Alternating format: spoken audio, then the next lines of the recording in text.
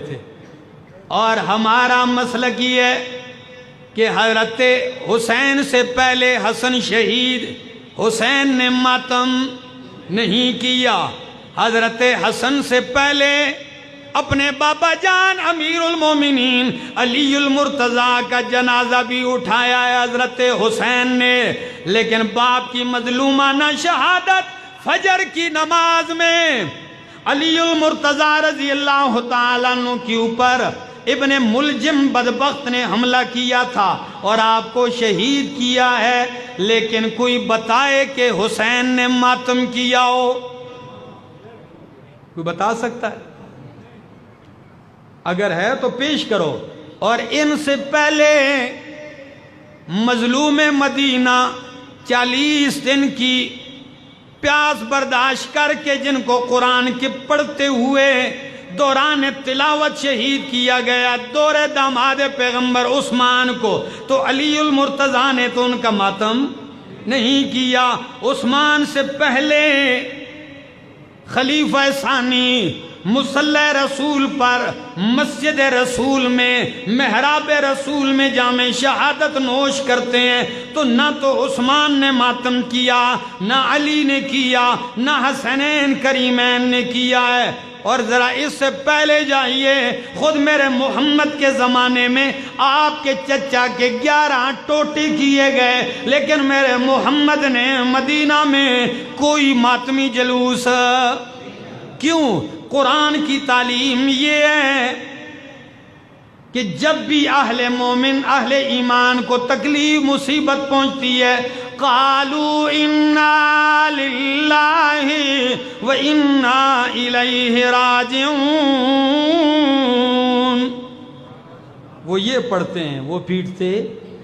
اور نبی علیہ السلام نے فرمایا لیس منا من ضرب الحدود وشق الجیوب ودعا بدعوت الجاہلیہ، اس کا میرے ساتھ کوئی تعلق نہیں ہے جو گریبان پھاڑے، رخساروں کو پیٹے اور جاہلیت کے الفاظ کہے۔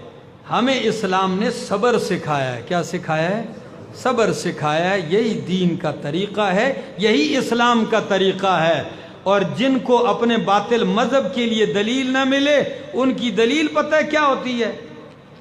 کہ جی پیٹنا ماتم جائز ہے۔ میں نے کہا اچھا کدھر لکھا ہے؟ جی بیچ قرآن میں لکھا ہے۔ میں نے کہا قرآن میں کدھر لکھا ہے؟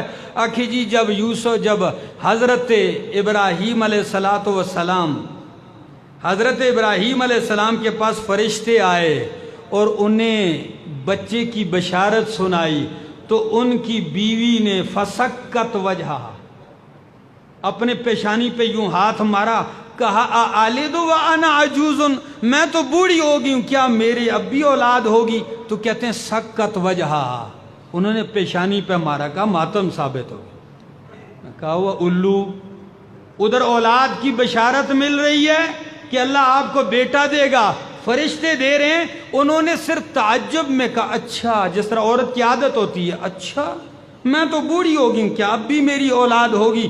اس سے کیا ثابت کر رہا ہے؟ اس سے ماتم زنجیر زنی ثابت کر رہے ہیں۔ ظلم کی بات ہے۔ پھر کہتے ہیں یوسف علیہ السلام کے اوپر 40 سال تک حضرت یعقوب ماتم کرتے رہے کہ قرآن میں نے کہا کدھر ہے قرآن میں؟ کہ قرآن کہتا ہے وَبْيَضَّتْ عَيْنَاهُ مِنَ الْحُزْنِ وَهُوَ كَظِيمٌ۔ میں نے کہا قرآن تو ایک آیت پڑھے گا وہ بھی غلط، قرآن کی آیت پوری نہیں پڑھ سکیں گے۔ یہ دشمن قرآن ہے تو قرآن ان کی زبان پہ کیسے جاری ہوگا؟ لفظ قرآن بتا رہے ہیں کہ یعقوب علیہ السلام آنکھوں کی بینائی میں، آنکھوں میں سفیدی تو آ گئی لیکن بے صبری نہیں کی، انہوں نے گریبان نہیں پھاڑے، سینہ کو بھی نہیں کی۔ میرے دوستو یہی مذہب ہے اسلام کا، یہی طریقہ ہے میرے محمد کا، اور یہی طریقہ ہے اہل بیت کا۔ اسی پہ عمل پیرا ہو جائیے، اور اللہ سے دعا ہے اللہ عمل کی توفیق عطا فرمائے، اللہ پیغمبر کی، اصحاب پیغمبر کی اور اہل بیت پیغمبر کی محبت نصیب فرمائے، اور اللہ انہی کی قدموں میں حشر نصیب فرمائے۔